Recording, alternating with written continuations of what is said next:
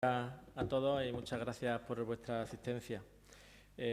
Como ya sabéis, nuestra portavoz Isabel Ambrosio hizo una valoración de la gestión del mandato, del primer año de mandato, pero tras escuchar la rueda de prensa del señor Bellido y la señora Albaz, pues queríamos detallar algunas cuestiones de las que ellos hicieron referencia y que creemos que ya está bien de insultar la inteligencia de los ciudadanos y queremos desmontarle algunas de las cuestiones como se suele decir, con papeles y no solo con palabras. Como todo el mundo sabe, el primer año de gobierno del equipo del señor Bellido, si por algo destaca, es por su falta de gestión y sobre todo por no tener un proyecto de ciudad, o por lo menos no lo conocemos. En ningún momento nos han dicho cuál es ese proyecto. Y en vez de reconocerlo y ponerse a trabajar y elaborar un proyecto, se han dedicado a dar titulares vacíos, intentando engañar con falsedades y, si no, tergiversando datos que también nos tienen ya cada día más acostumbrados. Les voy a poner algunos ejemplos de la rueda de prensa que dieron y voy a empezar, en este caso, por la climatización de los colegios. Yo creo que ya lo hemos dicho en varias ocasiones, ellos insisten, pero vamos a ver cómo los desmontamos, ¿no? La señora Albaz empezó diciendo que la climatización de los colegios se lleva hablando de ello años y años. No sé si la señora Albaz no sabe de lo que hablaba o si se refiere a años y años a 2 años, porque la primera vez que se empezó a hablar de climatización de los colegios fue en 2018. Mire, en febrero del 2018, gobernando Isabel Ambrosio, se realizó un estudio de la situación de los colegios y se concluyó que para marzo aproximadamente que había que actuar de urgencia en 19 colegios. El 28 de diciembre del 2018, y aquí les traigo el certificado de acuerdo de la Junta de Gobierno local, se aprueba autorizar por cuantía de 8.124.000 euros más el 21% de IVA, un total de 9 millones de euros del gasto para comenzar con ese contrato de climatización. Se llama concretamente Contrato de Suministro e Instalación de Elementos de Mejora Energética de Colegios. 2018, diciembre del 2018. No son tantos años y años. Pero les voy a enseñar lo que decía el Partido Popular, por ejemplo. Dice: Izquierda Unida y el Partido Popular han asegurado que la climatización de los centros responde a una estrategia para tapar las vergüenzas al Gobierno andaluz. Ambos grupos habían asegurado que esta es una competencia de la Junta de Andalucía. Sí, se negaban a ello. Pero la señora Albaz, que también era parlamentaria andaluza por Córdoba, decía lo mismo. Esta propuesta no ha gustado mucho. A Albaz, quien ha calificado en una nota de prensa de insuficiente que solo se coloquen ventiladores en 4 centros educativos y ha recordado que los comedores es donde más calor hace. Está hablando la señora Albaz que el proyecto eran 4 ventiladores. Es el mismo proyecto que han sacado ellos adelante. Entonces, no sé si sigue pensando que son 4 ventiladores.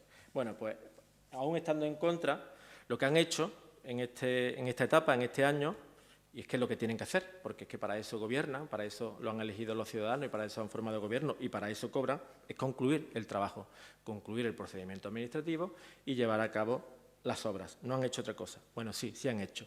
Ir 5 concejales en pleno estado de alarma a echarse una foto para visitar la obra de un colegio, cuando el resto de cordobeses y cordobesas y de españoles y españolas estaban en su casa cumpliendo con lo que decía el estado de alarma. Ellos han ido 5.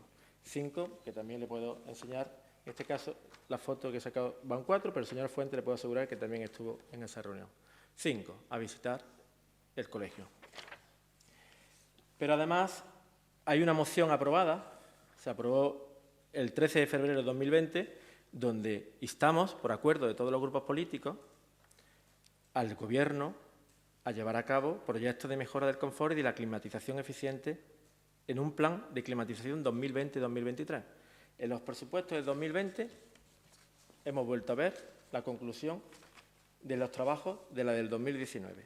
Nos parece algo normal, pero esperemos que en el 2021, que me imagino que estarán ya redactando el presupuesto, sean capaces de cumplir con la moción y llevar a cabo otros 19 colegios. Y ahí sí podrán decir que es obra directa del Gobierno actual. En el caso anterior, como les he dicho, va a ser que no. Licencia, hablaron de licencia. Yo me quedé muy sorprendido con el dato que dio el alcalde. 2.000 licencias de vivienda. Yo no sé si el alcalde, quién le ha pasado ese dato, pero yo soy consejero del área de gerencia de urbanismo y en ningún caso he aprobado 2.000 licencias de vivienda. Como mucho, se habrá aprobado 7, 8, 10 licencias que engloben 2.000 viviendas. De nuevo, tergiversando datos. No, señor alcalde, usted tiene que ser un poco más serio. Es el alcalde de la ciudad. Ojalá se hubiesen dado 2.000 licencias de vivienda. Querría decir que Gerencia de Urbanismo tiene la suficiente personal y solvencia como para llevar a cabo ese tipo de licencias, pero no. Lo que sí es de destacar es la poca transparencia. Como ustedes saben, desde el principio de mandato le pedimos un documento que se reflejasen todas las licencias que se habían dado hasta ese momento, hasta el 15 de junio, para poder comparar si ese plan de choque del que hablaban cumplía para lo que se creaba, es decir, dar más licencias. Hasta ahora todavía no hemos conseguido que se nos den más datos. Durante un año todavía no se nos ha dado ni un dato más.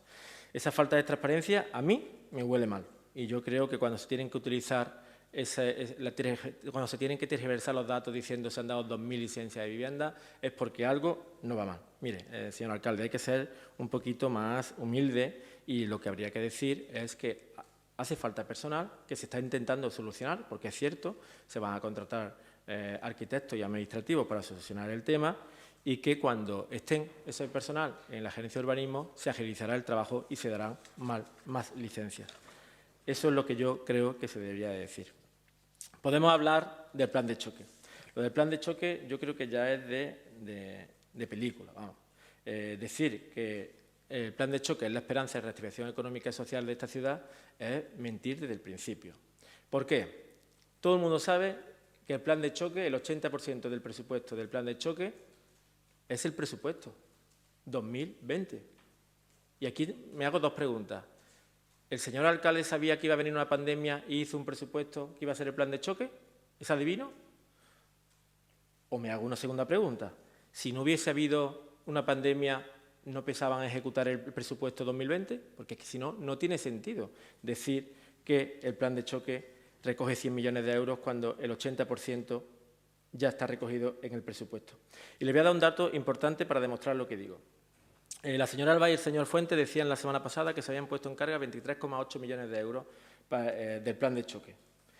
Y entre ellos destacan 19 colegios que están al 80% de ejecución. Es decir, se empezaron los colegios la obra antes de que se aprobase el plan de choque y son del plan de choque. Pero es que hablaban también de rehabilitación de viviendas, hablaban de ayuda al alquiler, de instalación de ascensores, etc. Mira, pues nada de eso. Todo eso, venía en el presupuesto. Todo eso venía en el presupuesto. Ejecución de la obra de aclimatación de colegios, incluido la adaptación de potencia eléctrica, 9.800.000 euros en los presupuestos. Ejecución de la obra de instalación de ascensores y rehabilitación de viviendas, 1.200.000 euros en los presupuestos. Ejecución de las obras contempladas en el presupuesto 2020, firma inmediata de los préstamos para inversión, 21 millones en los presupuestos. Adjudicación e inicio de la obra del centro de exposiciones, en los presupuestos. Es decir, recogen las mismas partidas en los presupuestos que en el plan de choque. Por lo tanto, de plan de choque, nada. De ejecución del presupuesto, sí, que lo que van a hacer es ejecutar el presupuesto. Y eso espero, que lo ejecuten. Porque, como todo el mundo sabe, estamos casi en julio, después de una situación de pandemia complicada, que es cierto que es complicado y hemos tenido unos meses complicados. Y con un área de gestión mega atascada, es decir, no puede más. ¿Por qué? Porque falta personal. Entonces, yo me temo muy mucho que no se va a cumplir ni con la ejecución del presupuesto o con el plan de choque, como así le llaman ellos. Ojalá y se cumpliese. Hay un área, un eje del plan de choque que sí es nuevo, que es el de medidas excepcionales para el COVID-19. Y en este caso, uno de ellos es la adquisición de mascarillas. Todo el mundo ha venido escuchando ya lo de las 300.000 mascarillas. Si lo han anunciado mínimo 3 veces que iban a haber 300.000 mascarillas. Pero ahora se ha aprobado en Junta de Gobierno local el expediente para el reparto de esos 300.000 mascarillas. Y en ese expediente nos damos cuenta que se contratan 2 lotes de 2 envíos, 128.000 y pico envíos por cada 2, ¿vale? Por lo tanto, estamos hablando de 257.000 mascarillas. No sabemos dónde están las otras, no sabemos si es que se las va a quedar al ayuntamiento para el personal, para tener guardado por si la pandemia vuelve, no lo sabemos, no nos lo han dicho. Lo que sí sabemos es que no son 300.000 mascarillas. Pero es que además se va a pagar por ensobrar esas mascarillas, pero además por imprimir y repartir una carta que no sabemos para qué vale. Me imagino que será una carta de propaganda del señor alcalde, diciendo lo bien que lo ha hecho en la pandemia, por cierto, sin datos. En su rueda de prensa dijo que Córdoba es una de las ciudades que mejor lo ha hecho durante la pandemia, pero no dio datos de por qué se ha hecho mejor que Sevilla o mejor que Zaragoza, no dio ningún dato, simplemente el hombre suelta la frase hecha, lo hemos hecho muy bien, pero sin demostrarlo, ¿no? Y me gustaría saber por qué ese gasto y cuánto nos va a costar a los cordobeses el envío de la carta del señor alcalde con su publicidad. Y hablaba del área de gestión diciendo que no funciona. Y no funciona, y miren, les voy a dar 2 ejemplos. Los 2 contratos más importantes del ayuntamiento, que son el de ayuda a domicilio, todavía no está ni el pliego, y el de electricidad para los edificios municipales, cumplido desde el 30 de enero. Como ya saben, hemos pedido que comparezca el delegado de infraestructura para que nos explique por qué. Por lo tanto, estamos ahora mismo sin contrato y mucho me temo que la interventora pondrá reparo a la factura de la electricidad. Y eso no son palabras, son hechos. Y le voy a dar el último ejemplo. Dice el señor alcalde, cuando la asociación de casetas le entrega el proyecto de la feria, de remodelación de la feria, que era un proyecto de consenso y que se iba a hacer porque venía del consenso de todas las partes que componían la comisión. Y el otro día, en la rueda de prensa, dice que por fin han desatascado el proyecto de feria. Sí, cada vez que habla dice una cosa diferente. Desatascar, creo que no. Consenso, sí. Por lo tanto, nos gustaría que, hombre, que cada vez que hable con razón, ponga datos encima de la mesa y no se invente más palabras. Insisto, todas estas falsedades desmontadas con papeles. Nos hubiese gustado escuchar un balance, al menos con algún proyecto para la ciudad. Sí, el año que viene, ¿cuál va a ser el proyecto de ciudad 2020-2021? No conocemos ninguno. Si el plan de choque lo va a hacer todo, mal vamos, porque, como digo, me temo que no se va a ejecutar. Lo mismo si le tenemos que preguntar a Vox, que seguro que sí tiene ya algún proyecto para ponerle encima de la mesa al Ayuntamiento de Córdoba para poder aprobarle los presupuestos 2021. Y vuelvo a repetirlo, están en tiempo y forma, deberían estar elaborando ya los presupuestos 2021, si quieren que se aprueben para primeros de enero y se pueda ejecutar todo el presupuesto. Y concluyo con unas palabras que decía el alcalde el otro día en una radio. Decía, y se las leo textualmente para no decir nada que no dijese. Ayer decía el alcalde en un medio de comunicación que ya no se habla de la titularidad de la mezquita catedral, que se habla de fomentar el turismo en el casco. Ya no se habla de Cosmos, sino de fomentar la industria en la ciudad. Ya no se habla de la innovación del casco histórico, sino de fomentar a los hosteleros y comerciantes. Ya no se habla de nombre de las calles, etc. Y ese es el problema, que mucho hablar y poco hacer. Muchas palabras y poco hechos. Como se suele decir, mienten más que hablan. En resumen, un gobierno 0-0, un gobierno caro, 800.000 euros les cuesta a los cordobeses más que el anterior, por los 12, 13, 14 coordinadores que tienen nombrados a dedo, ya no recuerdo el número exacto, 0 en gestión, 0 en proyectos y con una obsesión por tapar continuamente sus vergüenzas con las falsedades continuas. Muchas gracias. Le paso la palabra a mi compañero Pepe Rojas.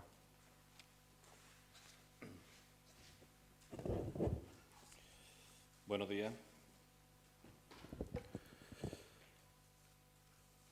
Bien.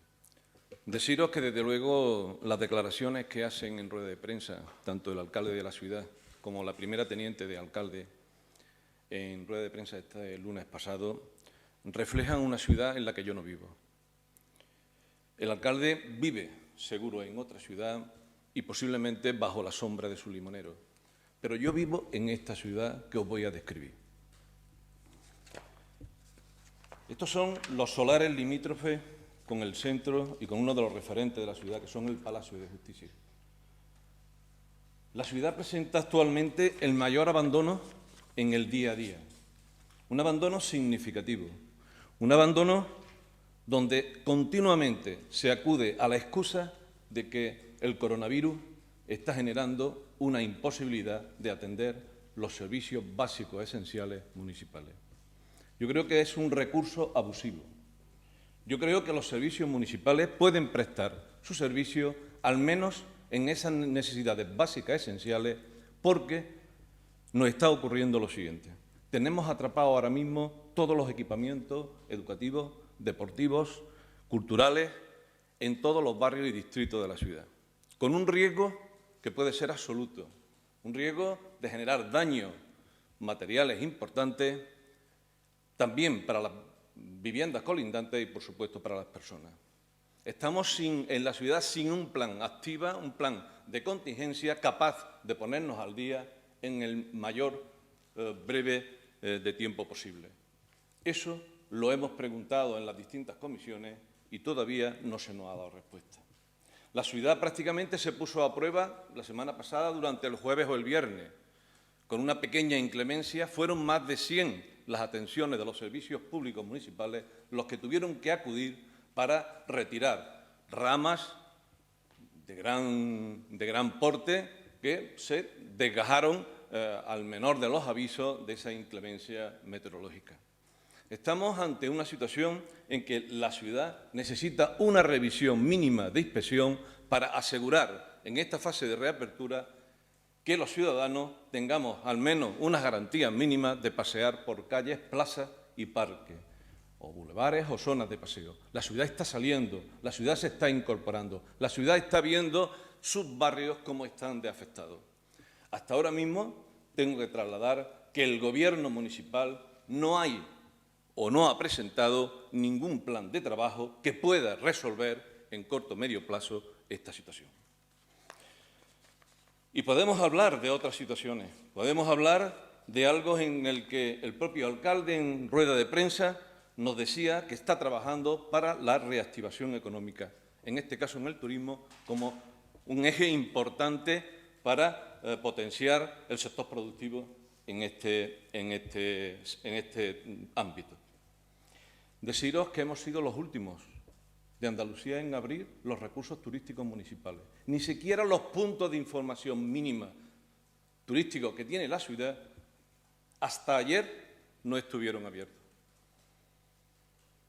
Esa es la velocidad y el ritmo de trabajo que presenta un Gobierno que quiere despertar con la ciudad y que quiere ir de la mano con el resto de los sectores productivos para ponerla en valor cuanto antes.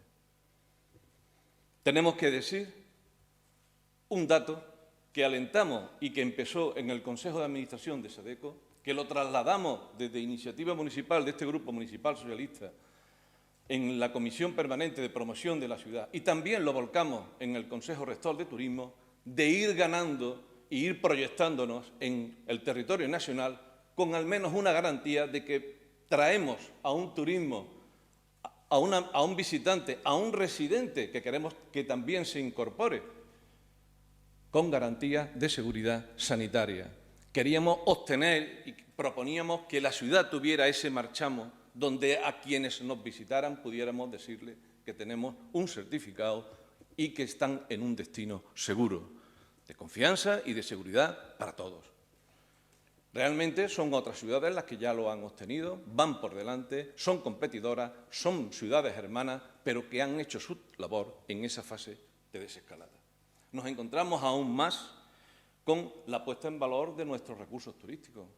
Aquí tenemos el Templo Romano, con 2 fases ya prácticamente ejecutadas y pendientes de una tercera. Visitar las consecuencias que puede tener el abandono que presenta actualmente. El pastizar tapa prácticamente hasta la base de las primeras columnas del Templo Romano de esta ciudad. Esa es la fase de desescalada y ese es el trabajo que ha hecho este Gobierno municipal hasta la total reapertura que posiblemente tengamos ya con el turismo nacional abierto y en fase de visita, y ojalá vengan muchos. Pero si no fuera así, la ciudad debe de estar a punto. La ciudad debe de estar preparada para recibir a pocos y a muchos, con garantía, que es lo que este Gobierno tiene que trasladar al resto de ciudades y provincias. Ahí vemos el litoral español, con sus fases, con su transformación, con sus pequeños programas para móviles, para que la ciudadanía conozca de inmediato la realidad de cada zona que se plantea visitar. Aquí no se ha hecho nada. Lo hemos consultado, lo hemos preguntado. No tenemos respuesta alguna de que se haya tomado la más mínima medida para generar y para ser atractivo en el tema turístico. Es más, ha sido la iniciativa privada quien se ha puesto por delante ante la inactividad que el Gobierno municipal muestra. La Mezquita Catedral de Córdoba está puesta en valor y por iniciativa privada el Palacio de Viana también. Nuestros recursos turísticos, hasta ayer, insisto, están cerrados. Realmente vivimos una etapa, yo creo, que de abandono y de desánimo. Es verdad que nos ha castigado estos 2 meses mucho. Nosotros volvemos a tender la mano a este Gobierno, volvemos a ser constructivos, lo hemos hecho público en varias ocasiones y le decimos que estamos dispuestos a construir. Se lo dijimos en los presupuestos municipales, con enmiendas claras, con enmiendas coincidentes, con enmiendas para construir ciudad.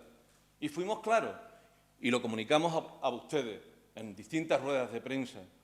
Estas son nuestras enmiendas, este es el trabajo realizado. Pero a veces uno lee cosas alucinantes. Dice la señora Albá que en la ciudad de Córdoba no hace calor. Es que vamos a tapar el sol con un dedo, señora Albá. Es preocupante la ocurrencia. Es preocupante la falta de trabajo que una vez y otra no presenta desde la responsabilidad política que tiene. No se nos puede tomar el pelo a los 300.000 cordobeses que queremos una ciudad puesta en valor y una ciudad que la veamos avanzar y mejorar día a día. Y yo insisto, fíjense en ese recurso turístico que envuelve esta casa consistorial en la situación que presenta. Pero es más, también se ha prometido no dejar a nadie atrás en esta ciudad. Lo que ha pasado en estos últimos meses nos ha dolido a todos. Nos ha dolido porque ha sido la solidaridad de esta ciudad y el tercer sector quien se ha puesto al frente para conseguir los alimentos básicos mínimos indispensables para que una familia pudiera salir adelante. Eso es lo que hemos vivido. ¿De verdad está preparada la ciudad para abordar la situación que nos viene? ¿Realmente tenemos los servicios sociales? Y ya no caben excusas de que no tenemos personal. El decreto que ha regulado esta pandemia a los servicios esenciales les permite hacer contratos extraordinarios para poner en valor los servicios públicos esenciales. Eso tampoco se ha dado. Vivimos en una situación de atonía, de despreocupación y de falta de referente municipal. Pero es más, las áreas socioculturales que desarrollan prácticamente la labor más cercana, las que se van a la población infantil y juvenil y a nuestros mayores en barrios. Los centros cívicos permanecen cerrados. La programación sociocultural ha sido suspendida. Ni siquiera se ha hecho una reclasificación o reconversión de aquellas actividades maestras que durante el año se desarrollan en el periodo estival de Córdoba, que son las Noches Blancas del Flamenco y el Festival de la Guitarra. Esos recursos, una vez suspendidos, propusimos un goteo cultural a la ciudad. Un goteo permanente, un goteo desde hacia la periferia y hasta la Plaza de las Tendillas. Era ganar y mejorar la convivencia, era abrigar al pequeño comercio que se estaba incorporando, era invitar a la provincia, era invitar a nuestras ciudades del entorno de la comunidad autónoma más cercana. Era lo posible hace 40 días ante la situación por la que estábamos atravesando. Bueno, pues creo que también se ha abortado esa posibilidad y tampoco existe. Nos espera un mes de julio y agosto duro, una ciudad apagada y solamente nos queda aguantar ese rigor con el que prácticamente nos suele acompañar estos meses durante todos los años. Yo quisiera pedirle al Gobierno que sea humilde, que se siente a dialogar con la oposición, con este grupo municipal. Las tareas son inmensas, posiblemente todos estaremos desbordados. Pero si cabe la posibilidad de de ordenar el trabajo y remar todos en una dirección, posiblemente saldremos en el menor tiempo posible de esta situación en la que atravesamos. Decirles también que no repartan y que no repitan como papagayos esos argumentarios tan fácilmente desmontables. Hoy hemos puesto 3 ejemplos. Podemos traer a tantas ruedas de prensa como se produzcan, muchos más, pero realmente creo que son más que suficientes y evidentes para decir qué está ocurriendo realmente en la ciudad. Los cordobeses sí están pisando ya la ciudad. Yo le pido al Gobierno municipal que la pise entera, porque todos los días ya estamos en nuestros tajos, en nuestros barrios, en nuestros distritos, e intentando canalizar y presentar las demandas y los problemas que la ciudadanía tiene. Muchas gracias. Si tenéis algo